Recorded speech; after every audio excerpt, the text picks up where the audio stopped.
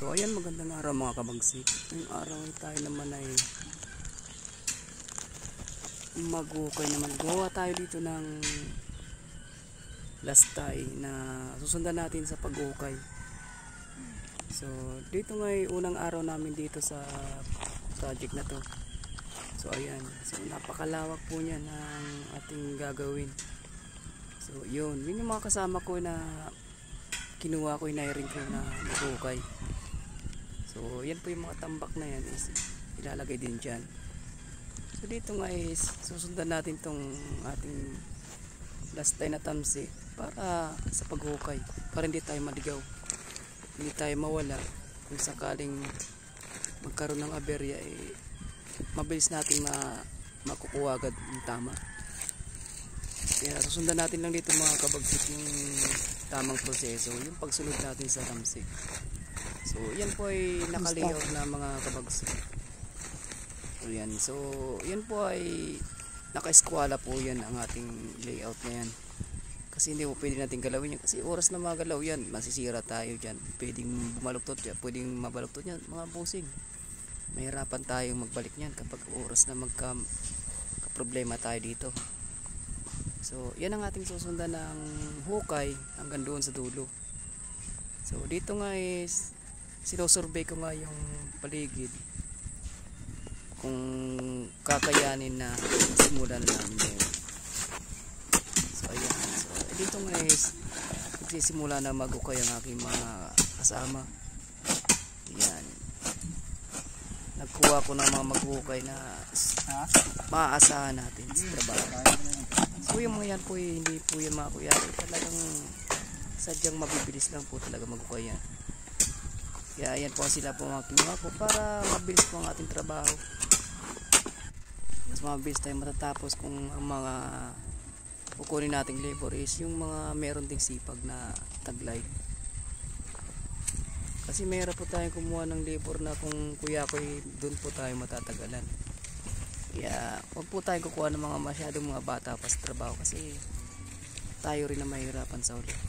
Kaya mas maganda yung kukunin natin is yung mga medyo magulang-gulang na para sa trabaho talaga maasahan natin lalo na sa oras ng init na to. So dito sobrang init dito mga kabagsik. So yan pong lastay na yan ang susundan natin. Ayan, so nakakaya na po namin yan hanggang doon sa may kabilang dulo. Ayan, so sinusundan ko po yung kanilang paghukay. Ayan, so nandito na sila.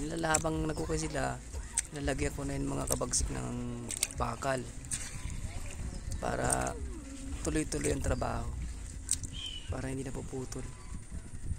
Kaya naman medyo ingat lang tayo sa pag-aapak-apak dito kasi marami din mga busing na bakal dito, mga bubog, delikado sa paa natin. Yung isang kasama ay nadali ng bobware dito mga katropa, medyo nahirapan kasi natusok siya. Kaya ayos lang naman, pero mas maganda kung nagpapaturok tayo dito kasi ito yung marumi at saka makalawang na. So ayan nga, so dyan po nagkukuhay na po yung mga kasama ko dyan. So medyo nahirapan sila dito sa parting ito, masyadong putik po itong mga kabagsik. So talagang pagpapawisan ka talaga dito na sobra. Ayan, so talaga naman sa pawis naman ng mga kabagsik talagang tulot tayo kasi sobrang init dito mga kabagsik.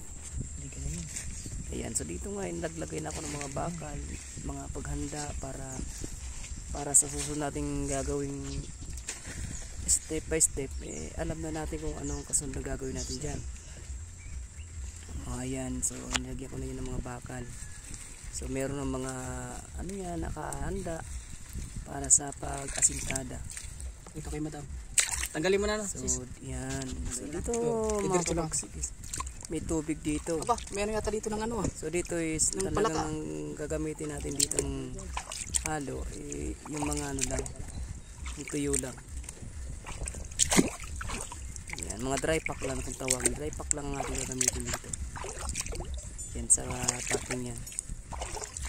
Kaya ganyan yung medyo malalim nga lang dito mga kabagsik kasi pakatan to. Nasa pakalan tayo gumagawa. So lalagyan lang natin ng partition para sa paglagay ng ano is hindi po siya matitibag. Yan ay rip trap po natin. Ang gagamitin natin ano is hollow blocks.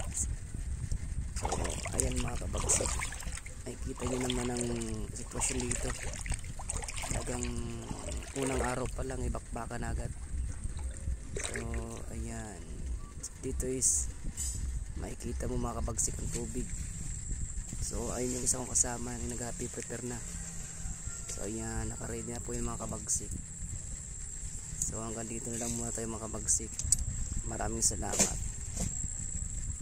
sa susunod na sa ating videos. Sunod lang kayo mga kabagsik. Check. So yun lang naman, kunti lang naman ang materials natin dyan. So yung estimate ng materials hanggang dito na lang mga kabagsik. Maraming salamat.